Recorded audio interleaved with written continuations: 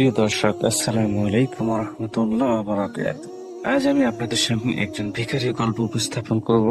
আশা করি আপনারা মনোযোগ দিয়ে তা শুনবেন এবং যে শিক্ষাটা পাবো তা আমাদের বাস্তব জীবনে প্রতিফলন ঘটাবো ইনশাআল্লাহ। একজন বৃদ্ধা মহিলা প্রতিদিন এক মসজিদের সামনে ভিক্ষা করত। একদিন নামাজ শেষে মসজিদের ইমাম সাহেব বাইরে এসে তাকে জিজ্ঞেস করলেন, আপনি কেন ভিক্ষা করেন?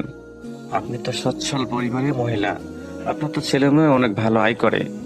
মহিলা বলল, আপনি তো জানেন আমার স্বামী 1 বছর হলো মারা গেছেন, আর আমার একটাই ছেলে, সে 8 মাস যাবৎ বিদেশে আছে।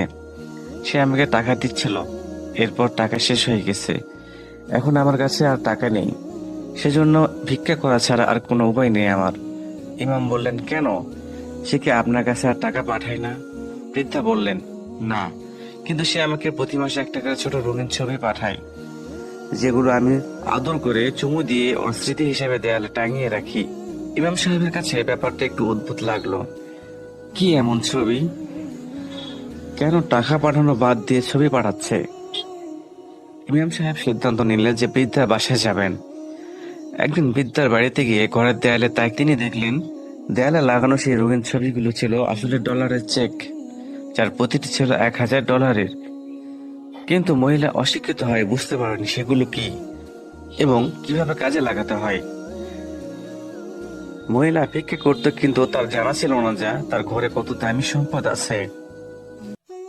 প্রিয় দর্শক, এটি একটি ভিখারির গল্প, কিন্তু আমাদের এখান থেকে অনেক কিছু শিক্ষার আছে।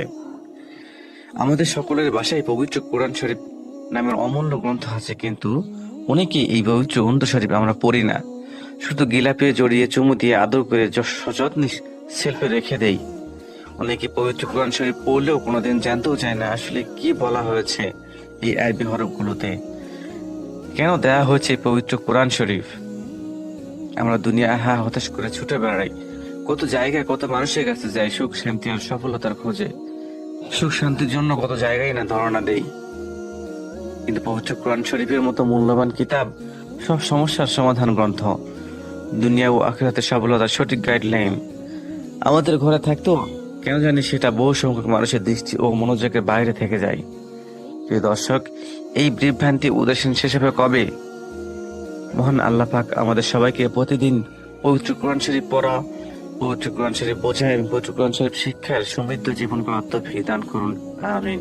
আসসালামু আলাইকুম রহমতুল্লাহ ওয়া বারাকাতুহু।